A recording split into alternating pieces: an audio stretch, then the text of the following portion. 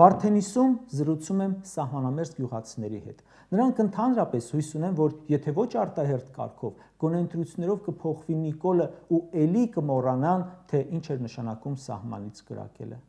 Ամեն օր մայրաքաղաքում անիմաստ, անհասկանալի փոփոխություններ են երթևեկության կարգի։ Տիգրան Ավինյանը երևի էլի իրեն դրել է կորոնավիրուսի ժամանակվա պարետի տեղը ու անիմաստ որոշումներա, որ իրար հետևից կայացնում է, որոնք բերում են միայն խցանումներ։ Երթևեկության կարգ են փոխում, անտեղյակների տուգանում են։ Ինչ են ասում այս շիլա շփոթից հոգնած վարորդները, ջանդամ ասում են։ Կդիմանանք էլի, երբ կլինես մի տարին անցնի, խելքը գլխին մասնագետներ գան, նորմալ փոփոխություններ կանեն։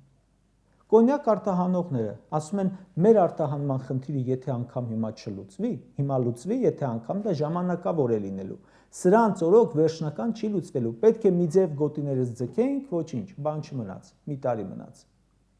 Երևանում տրանսպորտի թանկացումներից դժգոհողներին, գիտեք, քանիսն են նույն կերպ հույս հայտնում, որ մի տարուց էլ մարդկանց գրպանը մտնող Նիկոլ Ավինյան զույգը չի լինելու ու տրանսպորտի գինը կեժանանա։